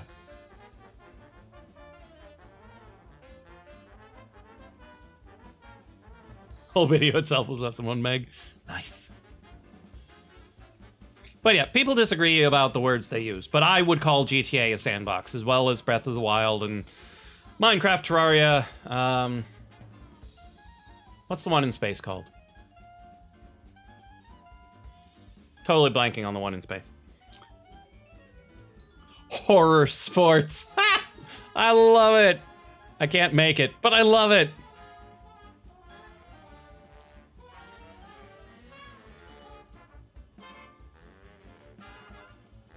Oh, I do not have the skills to make horror sports. Starbound, that's the one I was thinking of. No Man's Sky is also sandbox, but it was Starbound that I was thinking of.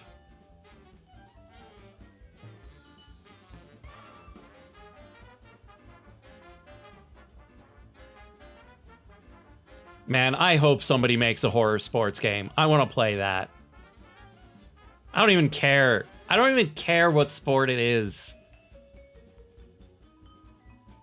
Like, somebody making the spookiest badminton game.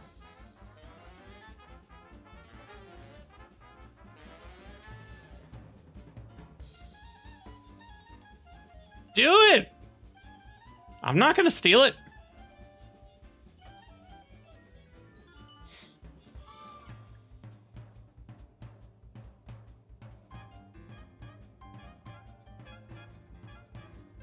That's really good, though.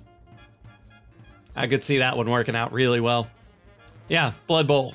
It's But Blood Bowl isn't really horror. Like, it's violence and fantasy, but it's not horror. Like, there's nothing psychological about what's going on in Blood Bowl.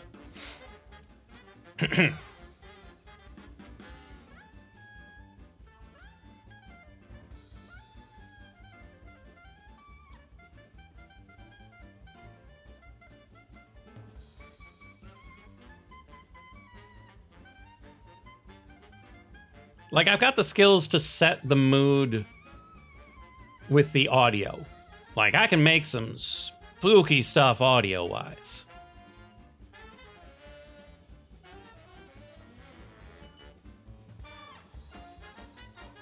MMO racing. No multiplayer. I am not equipped to make a multiplayer game unless it's couch multiplayer.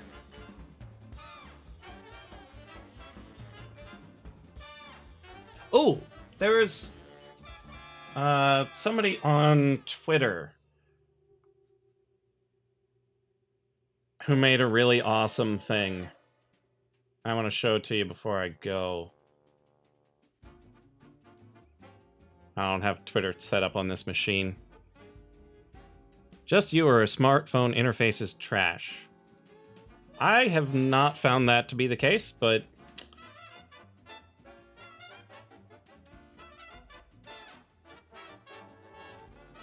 don't use my phone a whole lot, as I'm using my phone to look this thing up on Twitter.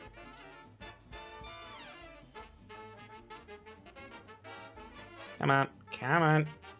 I would like to see the new tweets, please.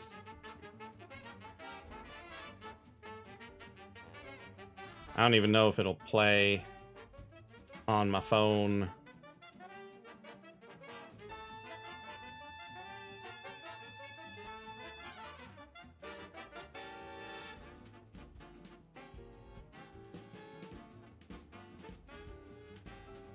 Well, it appears at least one person likes the theme.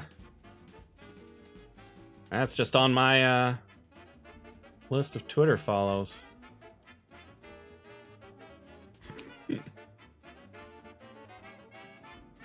Tabs for space is nothing. This is the real bait. Yes, indeed.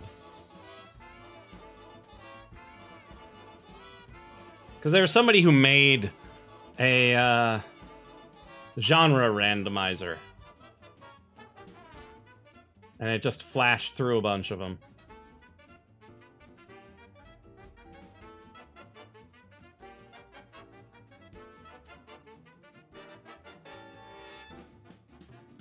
Somebody playing the accordion.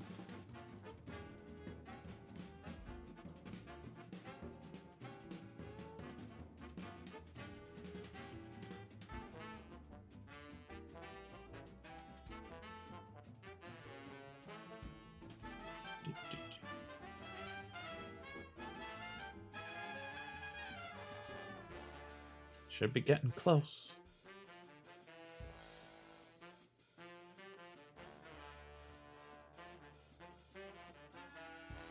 It's so hard to just find things on casual shooter.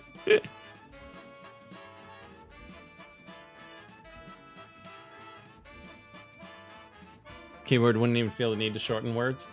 Well, with the swipe setup I've got on my phone, I don't shorten words. Like, I just type it all the way out. Because you just go whoosh, whoosh, whoosh, and you're done.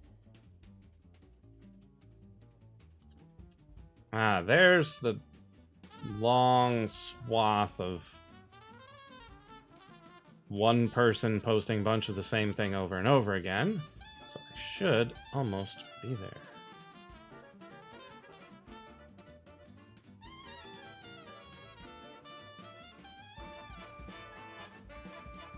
Logic fantasy.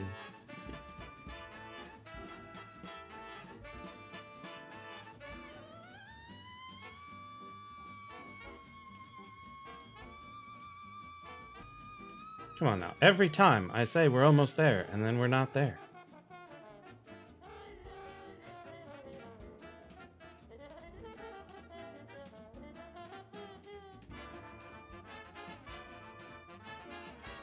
Yes, dog that heard its zoomer. Kid-friendly battle royale. We're almost there. Played Realm of the Mad God. I don't think I've played that one. I think I've looked at it once, though. Okay, there's the wallpaper. Almost there. So what is Realm of the Mad God like again? I don't remember which one it is.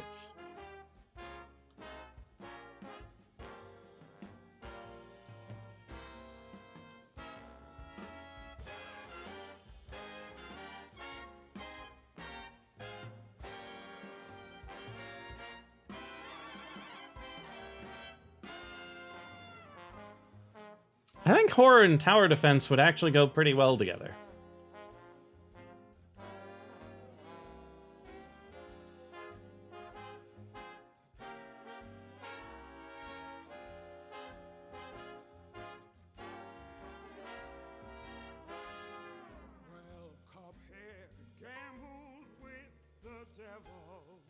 Yeah, it's official. I cannot find the tweet.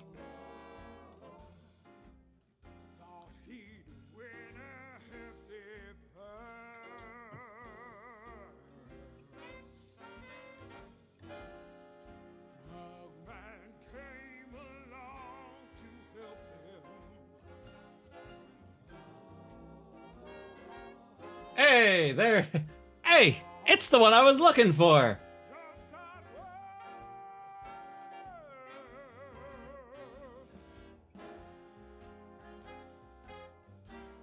Yeah, the high-dimensional games have always been interesting. It's just a question of, does that fit the theme? Tennis, point and clink. Role-playing platformer. Eh. Oh, typing tutor. Oh, yeah, typing tutor. Was that farming sim beat 'em up?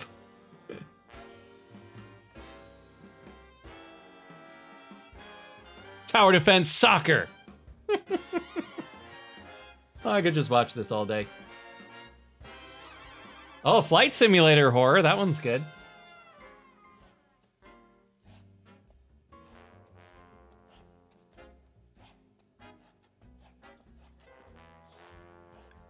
Loot-based 8-bit bullet hell MMO, very real permadeath.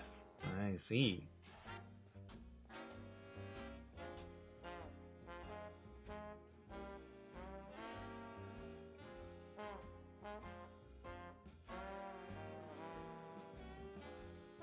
Oh, Breakout. I always forget about that. Like, it really is its own genre. Dating sim tower defense.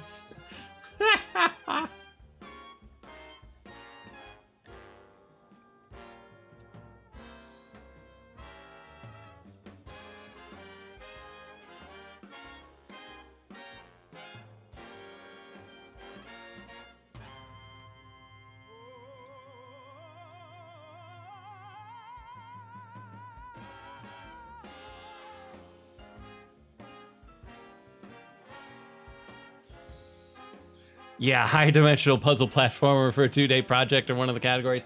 Probably not. MMORTS blockchain? They put blockchain in there? This right here is, I'm blanking on what it's called now. Mages of Mistralia is action-adventure programming.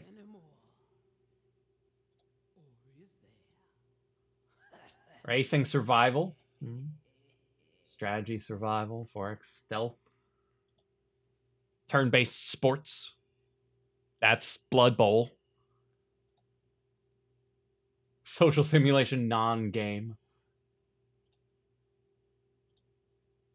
An art roguelike. That sounds fun. Escape the Room is kind of interesting.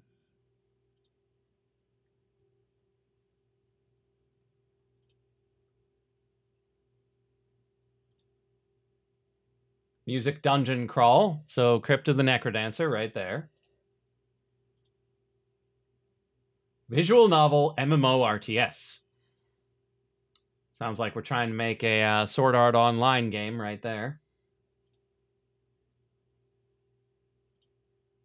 An open world, open world.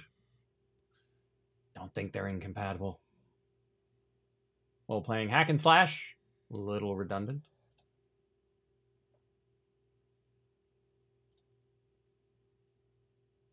Falling sand.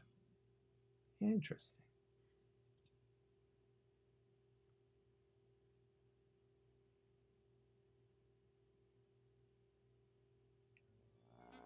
Oh no. That is a problem, isn't it? Yeah, open world is the best genre. Yep.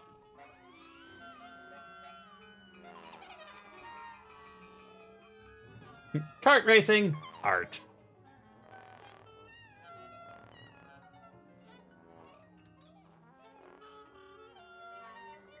Yeah, a lot of the games that you like are mishmash genre.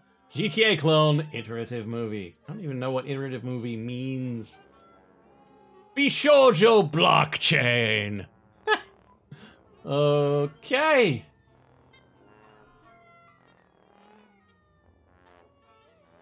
Bishoujo stealth could be interesting.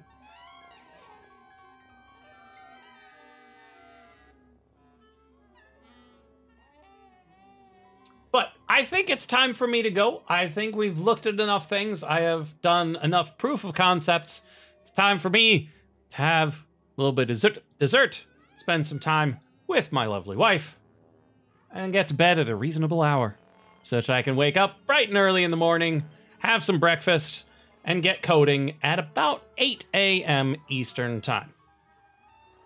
So, any of you who are here, thank you so much for being here. Any of you who are participating in this, best of luck. Just do what you can. Don't do what you can't. Remember, it's a very short amount of time, so keep it simple.